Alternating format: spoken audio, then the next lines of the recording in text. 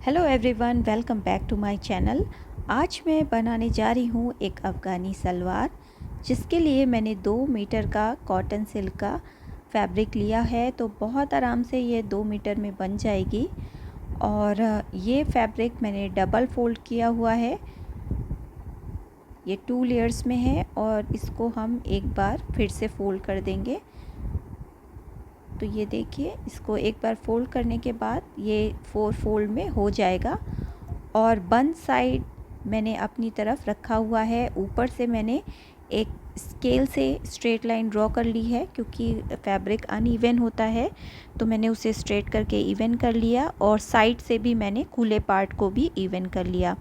Measurement आप screen पे भी देख सकते हैं। तो ये जो हमारी सलवार होती है, इसमें अलग से हम मोहरी जोड़ते हैं, लगाते हैं। तो 3 इंच की मैं मोहरी इसमें लगाऊंगी और 5 इंच की हमारी बेल्ट हो जाएगी। इसका मतलब टोटल 8 इंच हमारा हो जाएगा बेल्ट और मोहरी मिला के। और 8 इंच हम माइनस कर देंगे और सलवार की टोटल लेंथ में से। तो हमारी जो रिमेनिंग लेंथ बच जाएगी वो 29 इंच की बच जाएगी। तो मैं 29 इंच पे मार्क करूँगी और 1 इंच एक्स्ट्रा लूँगी, मतलब 30 इंच पे मार्क करूँगी। 1 इंच एक्स्ट्रा मार्जिन के लिए, जो हमारा नीचे से और ऊपर से फोल्ड होगा। तो ये देखिए, मैंने मार्किंग कर ली है और एक्स्ट्रा भी ले लिया है। अब इसके बाद जो हमारी खुली साइड है, वहाँ से हम लगाएंगे क्रोच की लेंथ। तो क्रोच की लेंथ होगी हिप डिवाइडेड बाई 3। तो 5 इंच ऊपर से छोड़ देंगे और इस तरह से मार्किंग कर देंगे। तो मेरे केस में ये 13 इंच आ रहा है, तो 13 पे मैं मार्क कर लूँगी। आप हिप को 4 से भी डिवाइड कर सकते हैं, उसके बाद 2 इंच की आपको एक्स्ट्रा मार्जिन लेनी होगी, लेकिन मैं 3 से डिवाइड कर दूँगी। और इस तरह से मैं 2 इंच इस तरह से चौड़ाई ले लूँगी और एक बॉक्स बना दूँगी।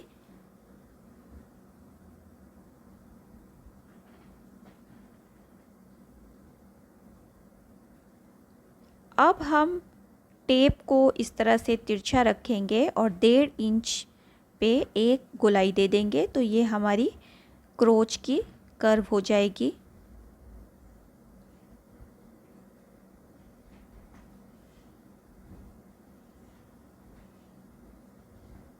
अब हम मोहरी लेंगे। तो मोहरी का जो राउंड है पूरा, वो मेरा 12 है।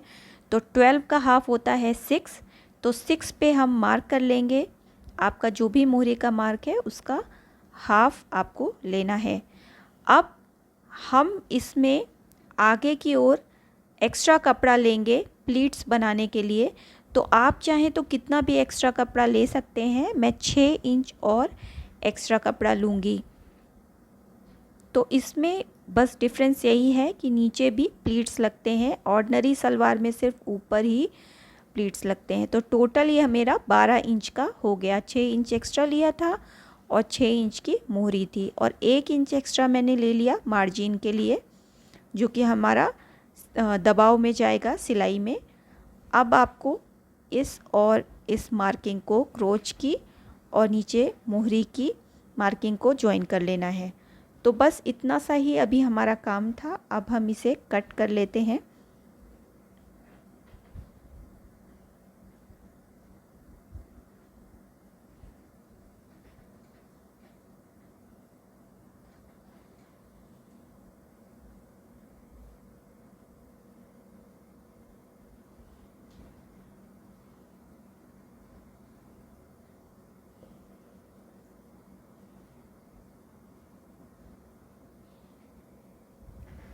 तो हमारी कटिंग पूरी हो गई है। ये हमारा आगे का और पीछे का दोनों का ही पल्ला निकल आया है। अब हमें बेल्ट लेनी है। तो बेल्ट मैंने पूरी इसकी जो लंबाई है वो 7 इंच की ली है, क्योंकि 2 इंच का तो हमारा नेफा फोल्ड हो जाएगा और बाकी हमारा 5 इंच बच जाएगा। और इसकी जो विड्थ है वो हमें वेस्ट और 8 इंच उसमें ऐड करके उसकी लूजिंग ले लेनी है। तो वेस्ट मेरा 35 इंच का है और 8 इंच की लूजिंग मैं ले रही हूँ। तो टोटल बेल्ट की चौड़ाई मेरी 43 इंच की हो जाएगी और इसकी लंबाई मैंने आपको बताया मैंने 7 इंच की ली हुई है और 2 इंच आप देख सकते हैं मार्किंग मैंने की हुई है। ये मार्किंग है 2 इंच जो हम फोल्ड करते हैं बेल्ट बनाने के लिए उसकी है। तो हमें इसी लाइन से इसे फोल्ड कर देना है और इसी से हमारी जो डोरी है वो जाती है। तो लूजिंग इसलिए कि सलवार में कपड़ा जो दबेगा फिर आपका वो बराबर हो जाएगा। अब इसके बाद हमें जो है वो क्रोचेस अपने ज्वाइन कर लेने हैं। तो मैंने क्रोच ज्वाइन कर लिए हैं। अब मैं इसे आपको खोल के दिखाती हूँ। तो इस तरह से ये एक पैंट जैसा शेप में आ चुका है और हम इसमें बेल्ट ऐड कर लेंगे, बेल्ट ज्वाइन कर लेंगे। तो बेल्ट बिल्कुल सेम जैसे हम सलवार में लगाते हैं, सलवार बनाते समय वैसे ही है, वैसे ही बनानी है, कुछ भी इसमें एक्स्ट्रा नहीं करना है। इसीलिए मैंने आपको इसकी स्टिचिंग नहीं बताई है और इसको भी मैंने लगा लिया है बिल्कुल जैसे सिंपल सलवार में हम लगाते हैं। यहाँ से आपको कोई भी नया काम नहीं करना है।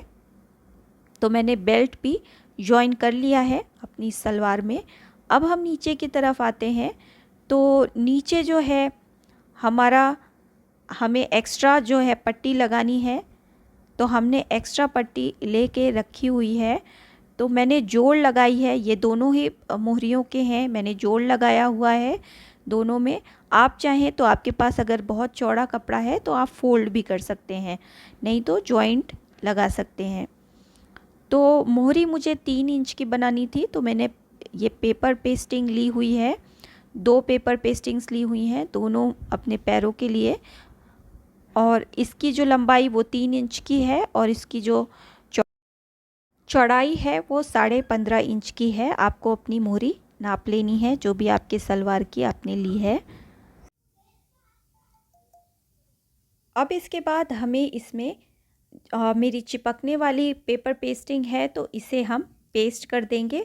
अगर आपके पास ये पेपर पेस्टिंग नहीं है, कोई बुकरम है ऐसे, तो आप वो भी यूज़ कर सकते हैं, उसमें कोई भी प्रॉब्लम नहीं है। तो इसे मैं सेट कर दूंगी और आयरन की हेल्प से इसमें पेस्ट कर लूँगी। तो ये देखिए मैंने दोनों ही पेपर पेस्टिंग्स पेस्ट कर ली हैं इस कपड़े पे। अब हमें इसे फोल्ड कर देना है और एक टॉप स्टिच लगा देनी है ताकि फिनिशिंग आए हमारे मोहरी में।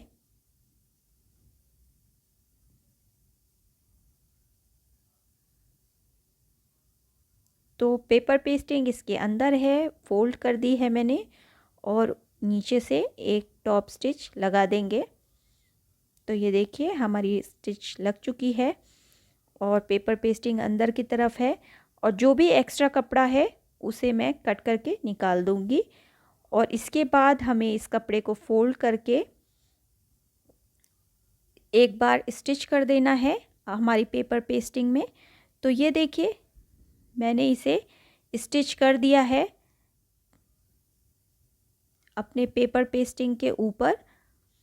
और जो भी एक्स्ट्रा कपड़ा है अब जो बचा हुआ है उसे हमें बस मार्जिन लेके आधा इंच का बाकी का हमें कट करके निकाल देना है। जो भी आप जो भी मार्जिन रखना चाहें सिलाई के लिए उतना रखें, बाकी एक्स्ट्रा कट कर दें। तो ये हमारी पट्टी बिल्कुल तैयार हो चुकी है। दोनों ही मोहरियों में मैंने ऐसे कर लिया है। अब हम क्या करेंगे, इसे फोल्ड करेंगे बीच से और एक कट लगा देंगे छोटा सा ताकि हमें पता चले कि ये हमारा मिड पॉइंट है मोहरी का। तो ये देखिए एक छोटा सा कट लगा दिया। इसी तरह हमें सलवार में भी करना है। तो सलवार का जो उल्टा साइड है और सीधा साइड है दोनों ही जगह एक मार्किंग मैं कर लूँगी। तो ये जो क्रीज होता है वहीं से मैंने एक निशान लगा दिया है, यहीं से सलवार का हमारा मिड पॉइंट है। अब हमें ये जो मोहरी है जो हमने बनाई है उसे हमें इसमें लगाना है इस सलवार पे। तो मोहरी हमारी इतनी है लेकिन हमारा जो सलवार का कपड़ा है वो ज़्यादा है। तो हमें जो है बाकी सलवार को एडजस्ट करना है कपड़े को इसी मोहरी में। तो हम क्या करेंगे, प्लीट्स लगाएंगे। तो इस तरह से हमें प्लीट्स लगा देनी है।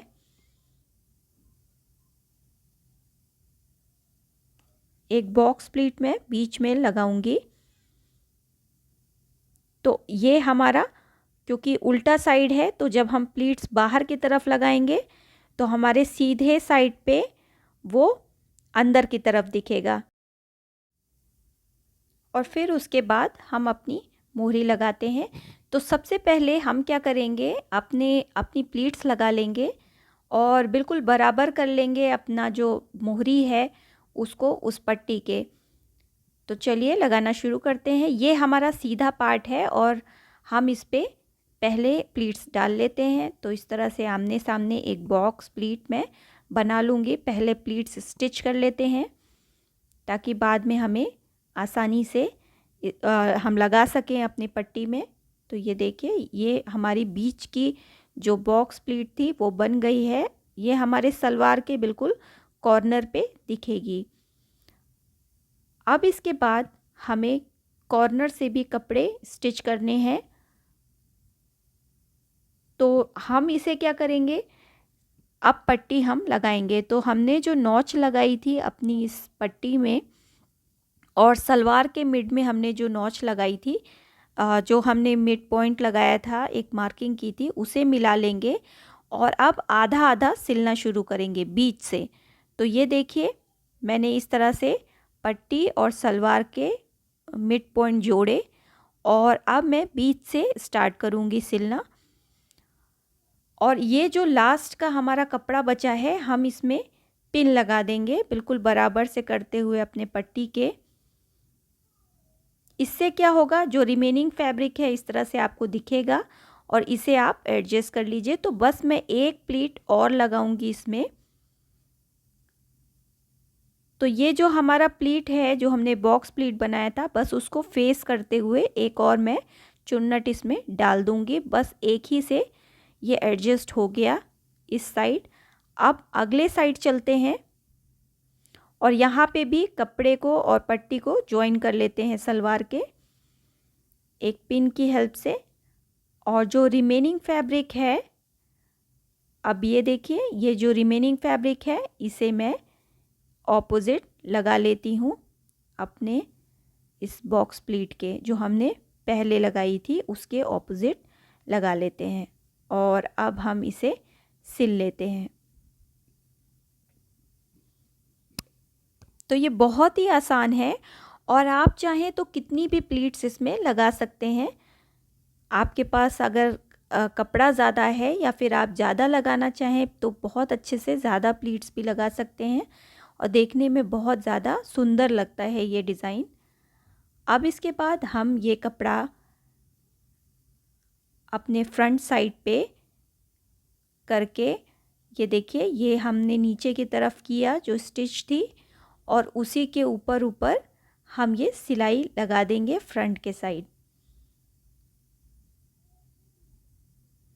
इसको एडजस्ट कर लीजिए और जहाँ से हमने ये पट्टी जोड़ी है वहाँ से बस इसे मार्जिन को नीचे की तरफ करते हुए आपको पट्टी रख लेनी है और इसे बस किनारे किनारे सिल देना है। तो ये देखिए, मार्जिन को नीचे की साइड रखेंगे और बस उसी पे हमें सिलाई लगा देनी है। तो बहुत ही फिनिशिंग के साथ ये आपका आ जाएगा और देखने में भी थोड़ा सा अलग डिज़ाइन लगता है और बहुत ही अच्छा लगता है। आपको अगर मेरा ये वीडियो पसंद आए तो प्लीज़ मेरे चैनल को सब्सक्राइब करना बिल्कुल भी मत भूलिए। लाइक शेयर भी करिए और कमेंट भी कीजिए कि डिज़ाइन आपको ये कैसा लगा। और मैंने दोनों ही मोहरी अपनी बना ली है। इसी तरह से आपको सेम मोहरी बना लेनी है और पीछे से भी मैं आपको दिखा देती हूँ, बिल्कुल ही अच्छी फिनिशिंग आती है इसमें।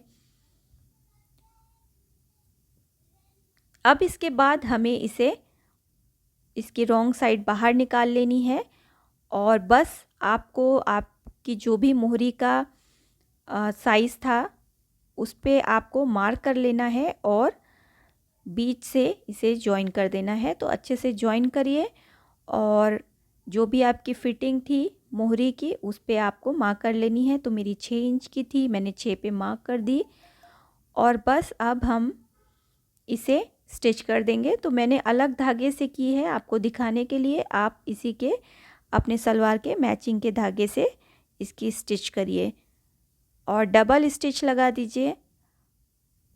और ये सलवार बिल्कुल बनके तैयार है। तो आप भी ज़रूर बनाइए। अगर आप बोर हो चुके हैं अपनी रेगुलर सलवार से तो इसको एक बार आपको ज़रूर ट्राई करिए।